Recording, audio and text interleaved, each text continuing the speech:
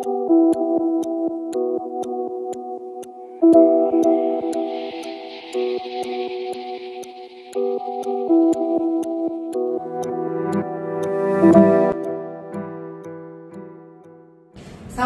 warahmatullahi wabarakatuh. Alhamdulillah malam ini saya bertamu malam-malam nih di rumahnya salah satu tokoh yang luar biasa, namanya Kang Yayan kalau saya biasa panggil mah. Nah, sama Kang Yayan ini nih banyak hal yang bisa kita ulik tentang Karawang itu sendiri. Apalagi nih kemarin ya namanya kejadian tentang banjir. Nah, boleh tuh. Karena nih beliau ini selain juga praktisi masalah keuangan gitu ya, bisa dibilang kayak itu ya. Juga beliau ini jago untuk masalah tata letak masalah perkotaan.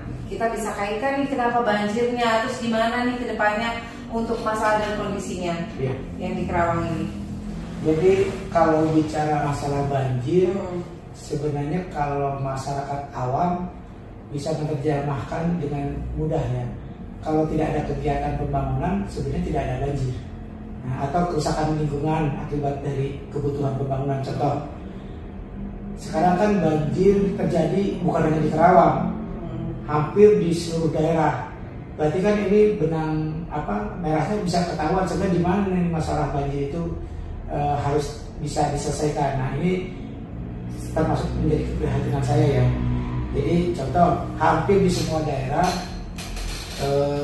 kerusakan lingkungan akibat dari tanaman yang memang menjadi pengendali banjir ya, menahan air sebelum masuk ke sungai itu rata-rata secara liar gitu ya, dieksploitasi lah.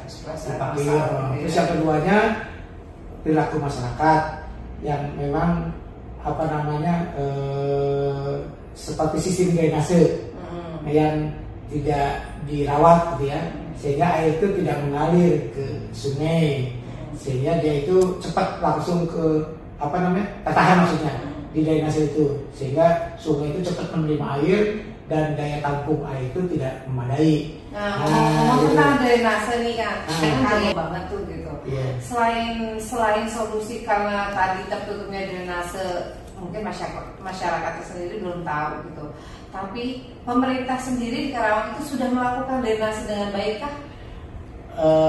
Kalau saya membandingkan dengan apa yang dilakukan oleh orang-orang atau negara yang sudah maju ya, sebenarnya drainase menjadi bagian yang sangat penting pada saat proses pembangunan. Contoh, pembangunan perumahan, seperti apa drainasenya, kecukupan sistem drainase yang disiapkan, membangun kota gitu kan, bikin jalan. Mungkin kita pernah lihat ya, kalau kita nonton film tuh, itu kan saluran-saluran itu di bawah jalan tuh lihat ada terowongan, bahkan mobil bisa masuk gitu kan, di film-film gitu.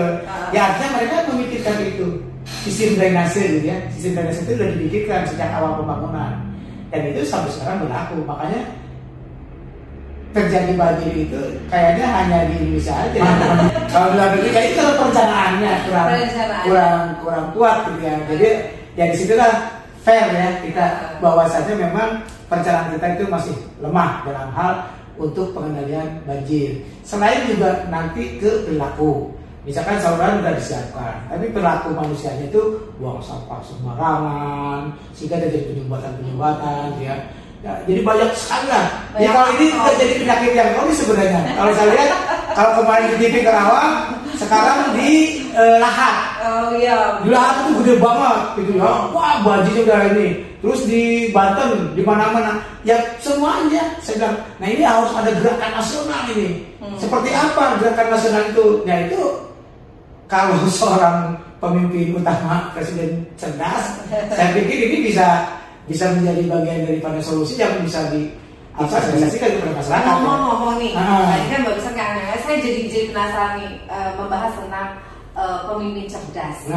Konsepnya Kang Yayan apa sih, kayak gimana pemimpin yang cerdas itu di mata Kang Yayan? Ya paling tidak dia punya kelebihan dibandingkan dengan yang lain, sehingga dia punya visi dan misi yang terukur gitu kan. Sebab kalau pemimpin yang tidak mempunyai kelebihan tadi, akhirnya orang-orang yang lebih itu mempengaruhi dia di dalam membangun kebiasaan. Nah, memang ada bahasa seorang pemimpin itu yang penting leadership gitu. Tapi nggak begitu juga. Artinya kan kalau pemimpin yang udah cerdas, kemudian pinter, visi misinya juga terukur, akan lebih bagus. Contoh sekarang ini, saya tidak jauh lah di daerah Karawang saja ya. Dulu kan pernah ada kegiatan-kegiatan yang sifatnya kerja bakti ya. Jumat bersih atau apa. Itu kan dengan melibatkan komponen yang luas, misalkan dari desa ya, kepala desa seluruhnya dilibatkan. Itu kan sesuatu yang menjadi solusi sebenarnya. Dan ini gerakan ini apa hebatnya lagi kalau dilakukan oleh pemimpinnya tadi tertinggi ya.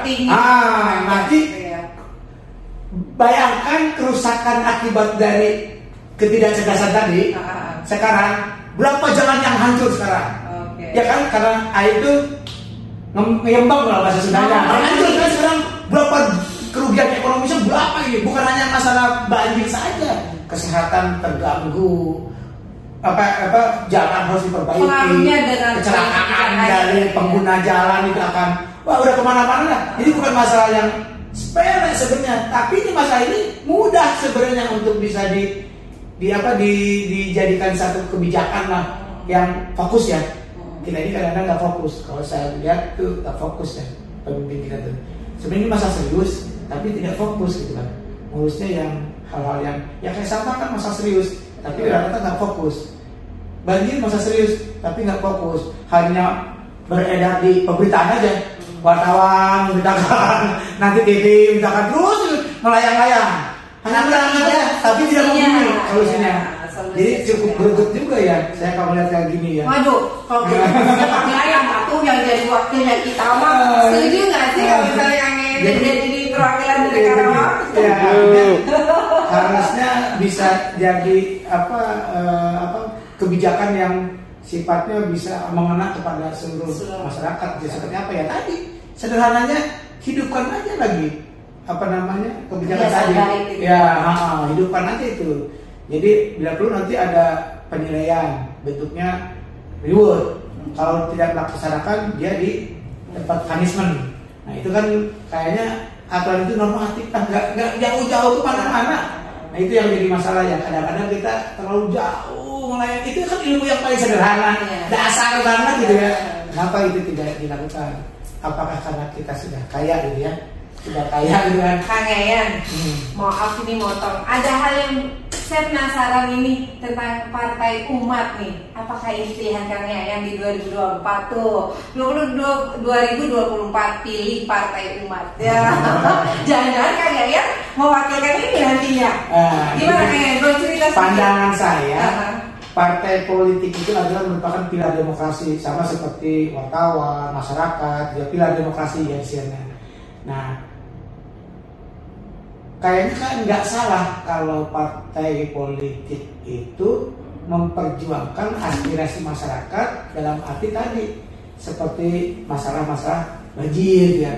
Jadi kita berharap partai politik itu tidak hanya membicarakan masalah tanda petik kursi ya, rebutan kursi ya, tapi kita bicarakan bagaimana kontribusi partai politik memberikan masukan. Nah saya mungkin sebagai sekarang pimpinan ketua DPD Partai Umat di Kabupaten Karawang yang menjadi pilihan ini, karena saya melihat bahwa Partai Umat itu memang punya platform perjuangan di mana kita ingin menjadikan melawan kezaliman. Kezaliman itu yang tadi itu. Kalau seorang pemimpin tidak melaksanakan tugas pokok dan fungsinya, malah berlawanan, apalagi itu merupakan kezaliman. Nah saya mungkin menyampaikan melalui seperti sekarang. Terus selanjutnya terserah mereka akan melanjutkan atau akan melakukan apa-apa yang kita sarankan enggak gimana. Karena mereka yang punya kebijakan, gitu kan. Kita nggak punya, kecuali nanti tadi kalau saya sudah masuk kepada level di mana di situ ada posisi kebijakan. Bisa jadi itu saya akan melakukan itu. Kita doakan bareng-bareng ya. Semoga Kang Yayan sukses di Partai Umatnya di 2024. Yang itu dari Dewan apa kan? Provinsi atau RI? Ya, saya belum mendapatkan keputusan yang bulat.